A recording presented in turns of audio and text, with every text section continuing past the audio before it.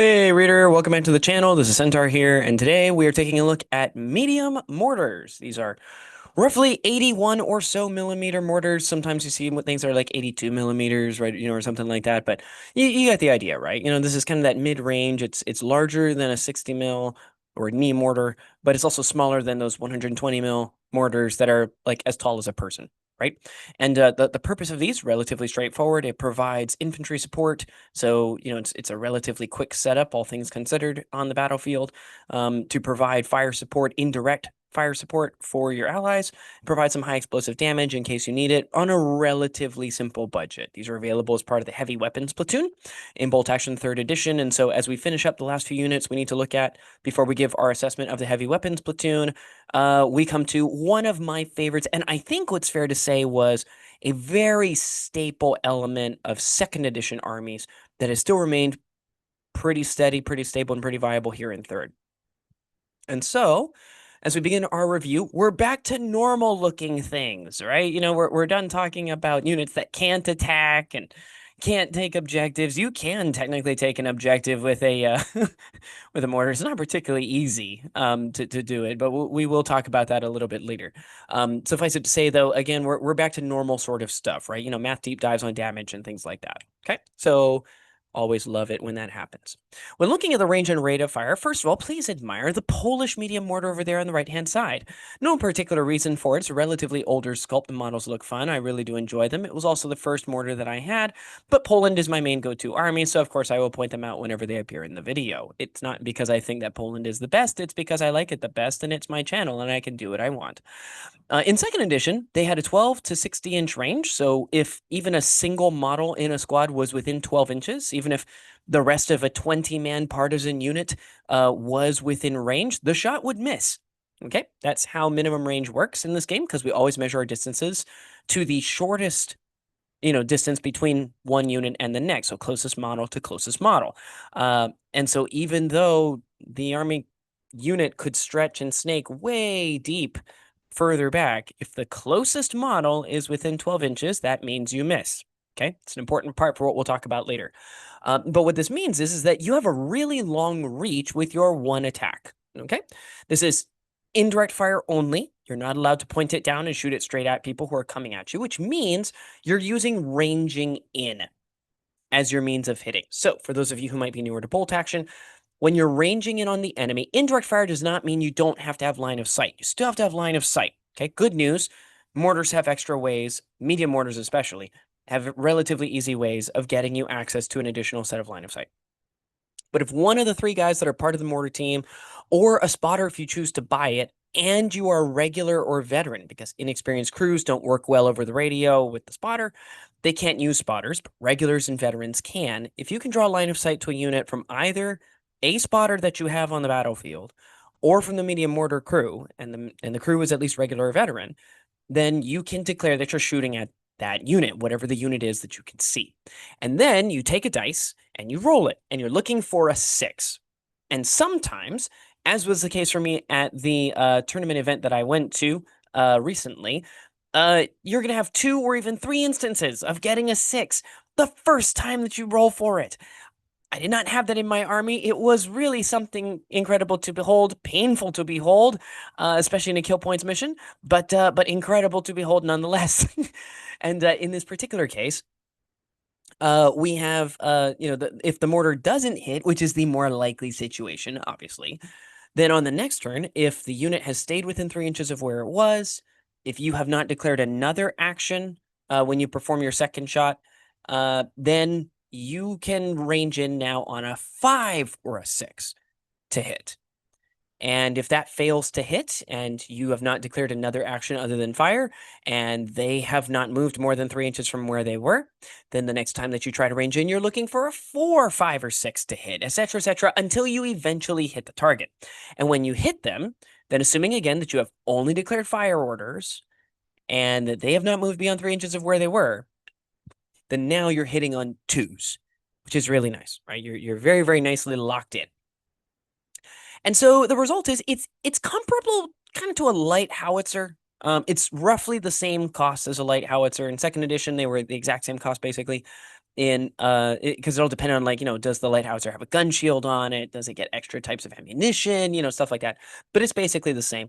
In third edition, the light howitzer is slightly more expensive, roughly about 5 points more expensive, though if it doesn't have a gun shield, then it is basically the same. And the big difference is that the light howitzer has a longer minimum range, so it's easier to get under it. 24 inches in second edition, 30 inches in third edition, as opposed to 12 in both editions for mortars. But the mortar cannot fire direct, right? So there's no way for you to get better than ranging in, right? There's no way for you to start by hitting on fours, or even if a unit tried to get close to you, maybe they were out of range, so they stumbled forward toward the gun and now they're within point blank range. A light howitzer could open up on somebody with twos to hit, right? Which is pretty crazy, right? So there's that. But in this case, honestly, I think there's a place for both. The big thing to remember is that because this is a fixed weapon, unlike the light mortar, which we talked about close to a year ago now, it only fires to the front 90-degree arc. Okay, it doesn't really have a 360-degree sort of thing. And that makes sense because, as you'll see there, it's set up on a tripod, and tripod has to be leveled. It needs to make, you need to make sure that it's properly grounded. It's not so easy to twist and turn around. Okay. So in order for you to pivot and shoot in another direction, you issue it an advance order. But that also means it doesn't get to move as part of that advance order. It has to stay stationary. The only way it moves is on a run. Now, its run distance is not reduced like it is for artillery. Artillery, they only get the standard move distance of the infantry, so 6 inches. These guys, they are treated as infantry still, just with a fixed weapon. So the result is when they perform a run order, they get to run 12 inches instead of the 6 inches for artillery, which is really nice. So in terms of range and rate of fire, the range, of course, is fantastic. Rate of fire is 1, but that's pretty common for heavy weapons. It's not particularly surprising. You have to go to very specific things like autocannons and heavy machine guns in order to get more than 1 for your rate of fire. So it's really not that bad. And then in terms of opportunity cost, it's very cheap counter battery fire, right? I mean, you could technically take these guys 35 points in experience in either second or third edition if you want to. You could take it, 55 points regular in third edition, including the spotter, which is really, really cheap, especially when you're comparing it to a lot of different types of artillery are going to cost at least that much, if not more. A lot of fixed teams are going to be close to that cost, machine gun teams of various kinds, other mortars, right, that you're doing counter battery fire against. Camping infantry squads that are sitting on an objective because they're probably regular or veteran, they probably also cost at least your cost, if not more. And because they're sitting on an objective, they really don't want to move more than 3 inches away from where they have been, right? Because they run the risk of being out of range of the objective, and then you slide a unit in and then you flip control of it. And now that unit's in trouble, right? Because it's not doing its job. It is under fire from the enemy, and now they got to work hard to get it back, right? So honestly, you also, when you think about like camping armor pieces, right, which could be as simple as self-propelled guns that are trying to range in, or just on the lighter side, so they really don't want to get really close to the enemy and brawl with them because there's a better chance they'll be removed. This could also be tanks that really enjoy the fact that they hit on a 3+ when they haven't moved for the turn. And so because of that, they would really prefer to just kind of be sitting around stationary.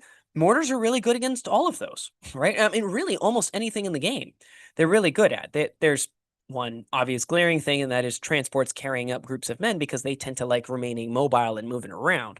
So you're not very likely to hit, not to mention they are the things that are most likely to get within your minimum range. Okay. But honestly, they're really good at handling quite a few units. It is almost always a worthwhile thing to take a medium mortar. Now, the Pen +2, because it has a 2-inch high explosive damage blast, it's not like super great for armor removal, right? The good news is that obviously against a soft skin vehicle, it's forced to wound, and that would destroy it, right? There's no roll on the chart like there was in second edition. That's nice. We do appreciate that. Against an armored target, a DV7 is actually it's in the same zone, right? Because now it's an armored target, you're hitting against the top armor, so you get that extra pen +1. Which is nice. And a lot of damage value 7 vehicles are also open topped because they're used as anti-aircraft platforms, they're transports, various things like that, which means because it's got the open top rule, if you do damage the unit in any way, you also get to add a +1 to the damage result, which means setting a vehicle on fire if you glance it is now a 33% chance instead of a 16.7% chance. And blowing up a vehicle, if you're doing full damage, is now on a 3+ instead of on a 4+. and you're setting it on fire on a 2+, and you're immobilizing it on a 1. So all really good things, because an immobilized vehicle that you hit with a mortar cannot move beyond 3 inches of where it is, which means you will be hitting it again on 2s for the foreseeable future. So even if you glance against an open top vehicle, there's no bad results. You're either going to set it on fire and they crew end up might abandoning it. You're going to blow it up, or you're going to lock it in place, right? And it isn't going to go anywhere. So all of that's great. Okay. The problem is once you get above a damage value of 7, right? Because the damage value of 7, you glance on a 4, you do full damage on a 5 or a 6, but everything after that is going to move that value up by 1, right? So you can glance technically a medium tank with a damage value of 9, but you'd have to get the 6. A 1 through 5 is just applying pins against the tank, right? And unlike in second edition, and this is where the opportunity cost for mortars, it still falls solidly in the good category, but it's maybe not quite as good as it was in the last edition. It only does D2 pins now instead of D3 pins. And so we'll see this on the next slide when we look at pin generation. But the result is that it's like it is technically a pin generator. From an opportunity cost perspective, I'm glad that they brought the cost down by 5 points, because it is not as good of a pin generator as it was before. And that's, I think, worth considering. Okay. Now, that being said, the 2-inch high explosive damage radius is actually quite large. You can relatively easily catch anywhere from 2 to 6 models under it, which is really nice, right? So, if you know that your opponent's grouping up because they want to be behind a building, or they want to be behind, some piece of heavy cover or something like that, if you can lob a shot onto them, they're more likely to be more clustered up and thus a lot more susceptible to HE damage. And if that's the case, a mortar is a really, really good option, because for very limited cost, you can be removing potentially your value in a single turn. Because, and this is the other big thing about this radius, because it's indirect fire damage, there's no cover save. So if you do a hit against the unit, and then you track to see how many models you're hitting, and then you roll to wound, and you get wounds, those wounds stay, right? There's no way to mitigate that. There's no way to remove it. A medic cannot save it. A cover save cannot save it. There is nothing that people can do about it, which is really, really nice. Okay. Now, what are the downsides? The downsides, and why this is not like the ace unit. In fact, I would even argue not necessarily an auto include unit either. The reason why is because it's a 3-man team. So it's relatively fragile if people actually choose to shoot at it. So you do have to keep them very safe. It is vulnerable itself to counter battery fire, because again, this unit wants to be firing every single turn. It doesn't want to move, because not only does moving cause you to reset your own, ranging in on stuff, that's a turn where you were not ranging in on something else, which means your window of opportunity for doing anything with this unit in a game goes down the moment that you have to declare in advance, or more likely a run order, in order to make sure that you're beyond where you were before. Okay. Also, if you were relying on having a spotter, so let's say, for example, you want to put a unit behind a building, so that way the enemy can't even see it, which is very safe. It helps to solve the whole fragility problem that we just talked about. If people want to do that, and they're just relying on, well, I'm going to use the spotter for all my line of sight, that's fine, until a crazy person like myself at the tournament that I recently went to, where I was up against 2 medium mortars, decides to just go and assault, for example, a spotter, right? Or throw a bunch of machine guns at a spotter. Because even though the spotter counts as being down, and even though it's an infiltrator, which means it has a pretty good save against attacks, one, you get no saves in close combat. So there's that. Two, and perhaps more importantly, if you roll a 1 on any of those saves, your spotter's gone. And as soon as the spotter's gone, the mortar has to use either a different spotter, in which case its ranging resets, or it has to move in order to get line of sight to things, in which case its ranging and resets. So it is a very effective way of taking whatever work the spotter has worked toward and turn it into something dramatically less useful. So in terms of pin generation, what are we looking at? In second edition, on average, you could plan on hitting roughly about twice per game, assuming that you got 6 shots in. You would probably hit about twice per game in 6 turns, roughly-ish. And so the result is, on D3 pins, you would do anywhere from 0, if you got wiped out early, or if you were just having a really bad day, because that does happen sometimes with mortars. You get somewhere between 0 and 4 pins, which at 60 points regular, including the spotter, would put you at between 15 and 60 points per pin, which is not great, but it's also not the worst we've ever seen.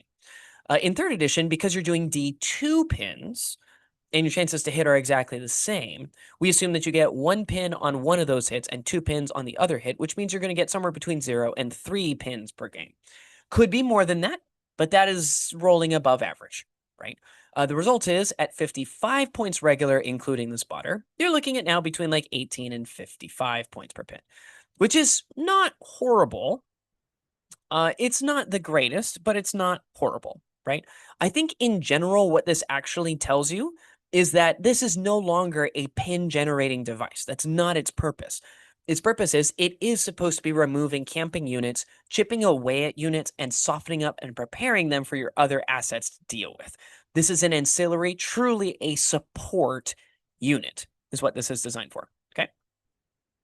So in terms of damage potential, we'll start with the obvious. You can't actually damage something at damage value 11 or 10.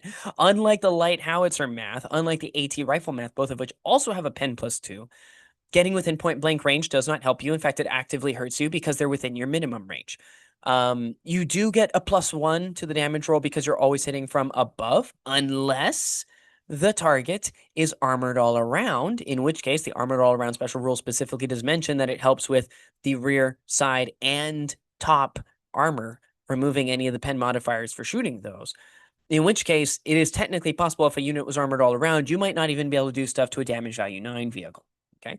But if we look at that 5+ to hit, because obviously a 6+ is just a prayer, let's just be honest, right? And we're not planning on hitting on the 6, not planning on getting the first one. There is some decent math. We'll talk about that later under target prioritization that says you should plan on it happening if you're going to an event, because it will happen for you and it will probably happen against you. So you need to be prepared. But in general, we want to plan on the likelihood of maybe you hit on 5s, maybe you hit on 4s. Okay. And so taking a look at that, damage value 9, odds are not that great. Damage value 8, it's fine. Again, the major problem here is that you're only doing full damage on a 6, which is not great. You're glancing on a 5, which is fine, but it's not particularly good. When you start getting damage value 7 and damage value 6, just by picking up the dice, you have roughly like a 1 in 10 or 1 in 12 technically, or a 1 in 4, close to 1 in 5, 1 in 4 chance of actually doing damage to the enemy. So if you're looking at going after vehicles, DV6, DV7, that's your sweet spot for medium mortars, okay? When you look at infantry, you'll notice that obviously damage value 3 and damage value 4 are treated the same, right? You're adding +2 to your wounding roll. You're looking for 3s or 4s, but a 1 always fails. So because of that, you're looking for 2s to wound against all of those. And the beauty behind the numbers for 5, 4, and 3 is keep in mind, indirect fire means no saves of any kind against them, which is really nice. So your chances of getting at least 1 wound out of this is really good. Now, of course, caveat that needs to be said, if a unit goes down, it is going to have the number of hits, so you'd measure to see how many models you can fit underneath the template. Let's say that you catch 4 dudes, a 2x2 grid effectively, you place it right in the middle, you extend out 2 inches, you're able to easily catch all of those guys. There is a way for you to potentially reach 6 by placing it between 2 models, and then you've got 2 models on one side, 2 models on the other side. And so a 2-inch will reach beyond the first set of bases and potentially into the next ones. But in general, that means that your 6 is going to be halved to 3, your 4 is going to be halved to 2. There's a reasonable chance that you're going to roll a 1 on one of them, so you're probably not going to get the full amount, okay? But it means you have a decent chance of doing wounds to more than one person, unless the squad is really tiny, in which case 1 might be enough to at least force a morale check after you apply the pins, which would be nice. But just in general, infantry is clearly the sweet spot. Okay, that's what you primarily want to be shooting at because you're more likely to make your value back a little bit faster. That being said, if a tank is causing you problems and you think that it really wants to sit still, lobbing some mortar shells at it might at least cause it to move and thus become less effective at shooting, which is also not bad. Just don't plan on necessarily doing damage to it. For objective holding, you have 3 men, which is not the worst. Probably in cover. I highly recommend that. Could be taken inexperienced, regular, or veteran, depending on what you're looking at. More likely to be inexperienced or regular.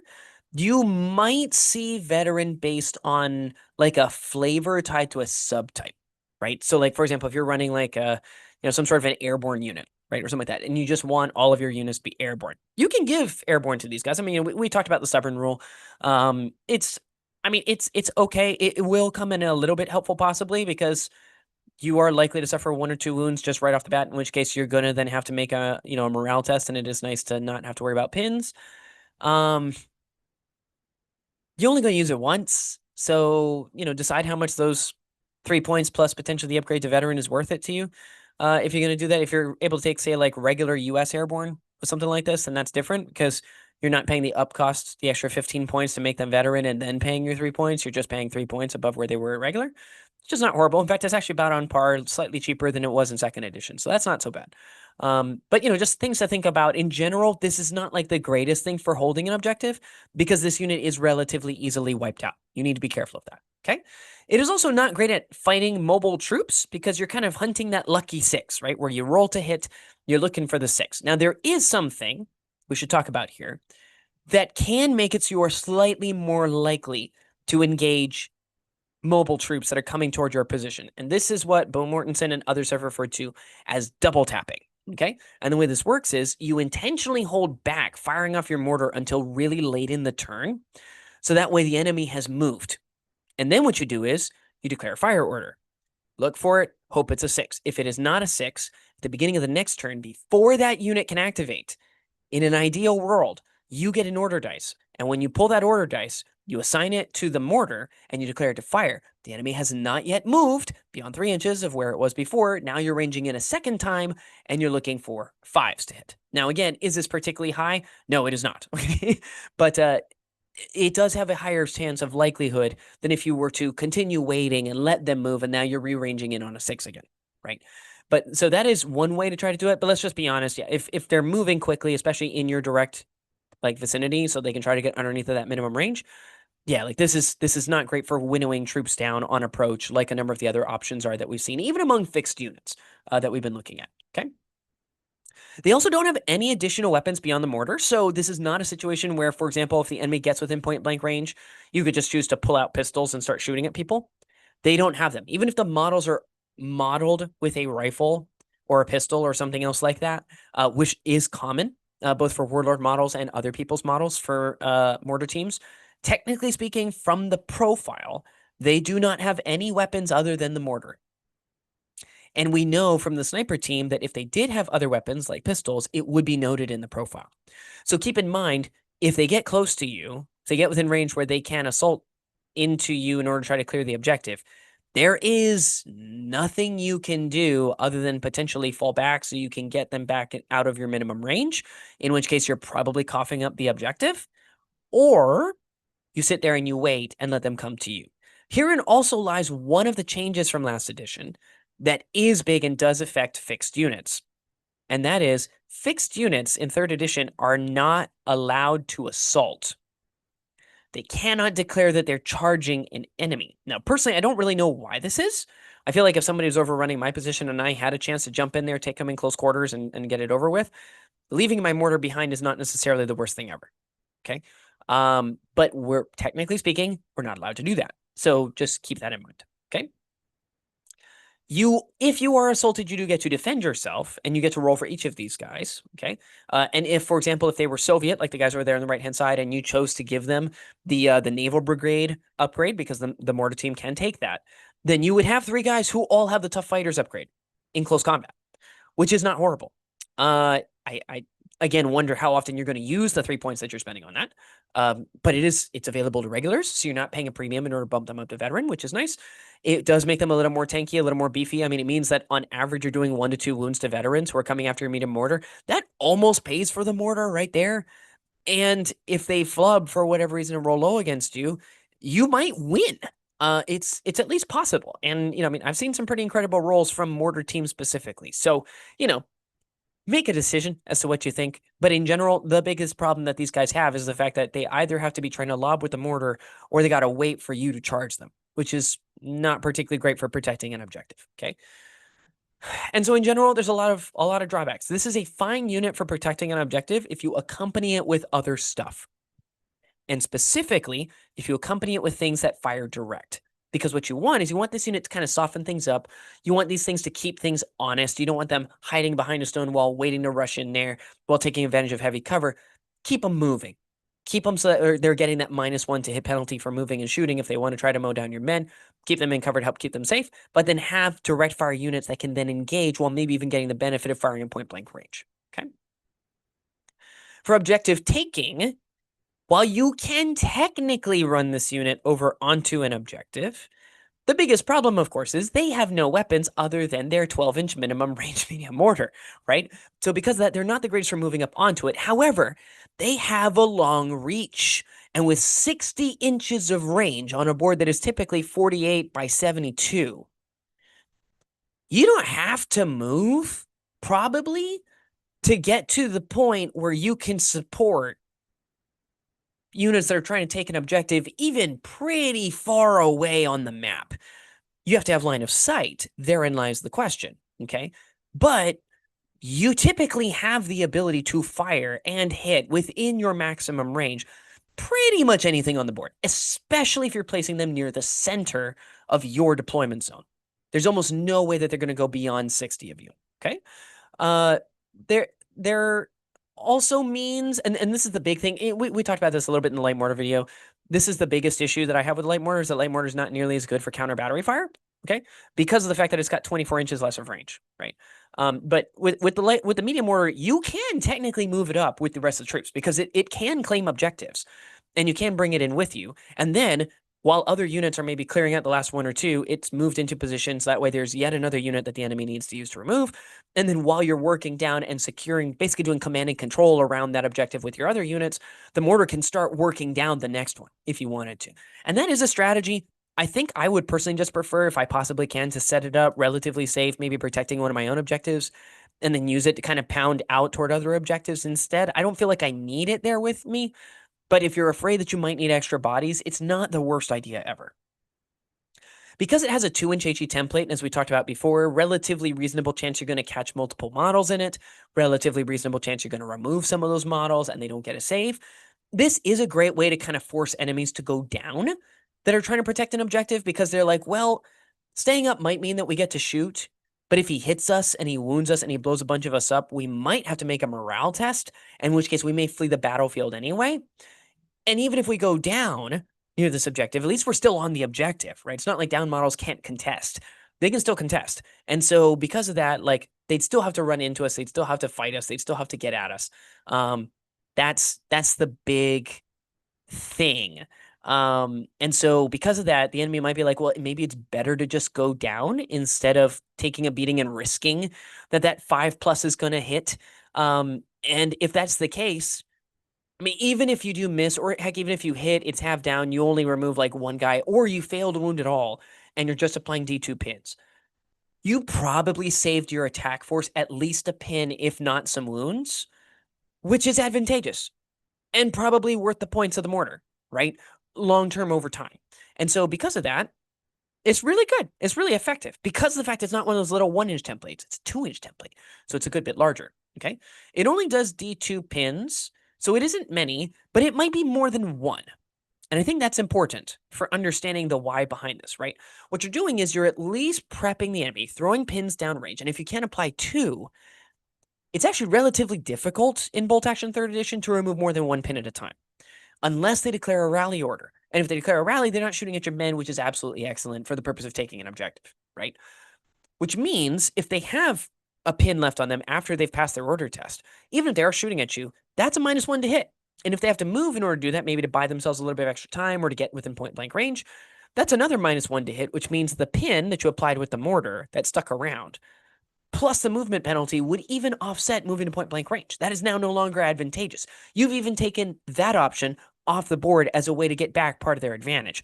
And you did all of that with a 35 to 55 point medium mortar, which is fantastic, okay? You can also try to time your assault with the mortar ranging in. So for example, you might have troops hanging back, and then when the mortar actually ranges in on a unit, that's when you push forward because you've done some hits, you've probably done some wounds, the army is going to be softer. That's fine. You can do that. The fact that it's inconsistent as to when your mortar comes in, you might be waiting for 3 or 4 turns, and that could cost you the game. The enemy might be shooting at your units in the process, and so you might lose some men before you end up actually getting up to the objective. It's just a lot of questions in my mind. I think I would plan on, if it happens, great. If I'm at least forcing a unit down because mortars are firing on an area, that might be enough of a window to say, okay, guys, go, go, go. We're getting in there, and we're gonna take it over. Okay, so things to think about. So in terms of target prioritization, what are we looking at? What would be the most effective things to fire at with your medium mortar? Well, if I'm this Australian medium mortar team that you see over there on the right-hand side, the first thing I'm looking for on a map, ideally, even potentially before I deploy my mortar, if I can wait for it, this is kind of an ideal case. I'm looking for enemy artillery because the cheapest artillery unit is going to be like 35 points. Purchase regular, which would be a light auto cannon for anti-aircraft protection. At which point, it's costing probably at least as much as I do. Most artillery are going to cost more than a mortar team does. And so even if all I spend the entire game doing is removing that unit, as long as I am not removed and they are removed, I am up on order dice. I have saved myself points. All of that is excellent. Okay. The second thing to aim for is infantry teams. Okay. Because you can easily hit 2 to 3 people at once. Even if they end up trying to go down in order to avoid it, you probably will still clip about 2 people, maybe more. And that means that you might end up doing some damage that, again, no saves to, that's relatively reliable, chip away, and make your value back over time, which is excellent. And going after inexperienced and regulars are always great. Veterans are actually not horrible either, all things considered. And possibly, if they don't go down, then you might wipe the whole unit in one go, either because you hit the whole 3-man team or the whole 4-man and 5-man squad, or possibly you remove 2 or 3 models out of like a 6-man unit and you got them to the point where they break and now they got to roll to test and you're applying the pins and then they fail the morale test and they run, right? And all of that's good. If you can hit infantry squads, so these would be, infantry who are, they're moving up onto objectives. They're trying to stay in cover. They're trying to stay safe. The thing is, that's like an ideal situation for a mortar because they don't want to move very far. They're probably hiding in cover, but you ignore cover, right? There's no cover save because it's indirect fire. And so because of that, this is an ideal situation for you. There's a high ceiling of units that you can hit. There's a relatively high risk to the enemy. So at the very least, they go down. The effectiveness of a unit that they put a lot of money into goes down, which is excellent. And that should also be factored into why you're buying the mortar. This is nice. It's not quite as decisive as going after artillery or infantry teams. But going after these camping infantry squads can also be quite useful. And then finally, as we've been talking about, camping vehicles, right? Self-propelled howitzers and AA vehicles are kind of the ideal targets because they are so often open-topped. So your chance of destroying them goes up, chance of doing real damage to them goes up. Tanks also work because of the fact that a lot of them have anti-tank guns. And so they would really prefer to declare a fire or an ambush order than they would an advance order. Definitely more so than a run order, because on a run order, while getting to certain places is really nice, you're wasting all the firepower that you paid for. Okay. Anything that doesn't want to move much is a good choice. Transports in general are going to be tricky because you know that they're going to move. But if it's a transport that's waiting to roll out, maybe because they're waiting for their other units to clear a path for them of the units that you threw down, mortars might have 1 or even 2 turns with double tapping, possibly even 2 to 3 shots in order to try to put some hits on the transport. And even if they don't destroy the transport, right? Let's say you're going up against a kangaroo, which while it's open topped, it's damage value 9. So like 6s to glance, and then you're getting a +1 to the roll on the glance chart. Like, it's not particularly highly likely that you're going to do anything to them. What you're actually doing here is you're just trying to apply those 1 to 2 pins, right? You're trying to pin things down so that maybe the transport reverses off the battlefield, it runs away, bad things happen to it, right? That's what you're looking for. Now, typically near the end of the video, this is where we talk about changes I would make. And to be honest, as you can probably tell, I actually wouldn't change anything about the mortar. I think it has just the right amount of randomness to it. It's got just the right amount of strategic usefulness while not being overpowered. While in second edition, it was pretty much an auto include unless you were taking a heavy mortar. I don't know that it's necessarily in that place because some people might be like, well, I really want to play an aggressive forward playing army. I want things that are a little more reliable. I would prefer more shots than one-shot wonders.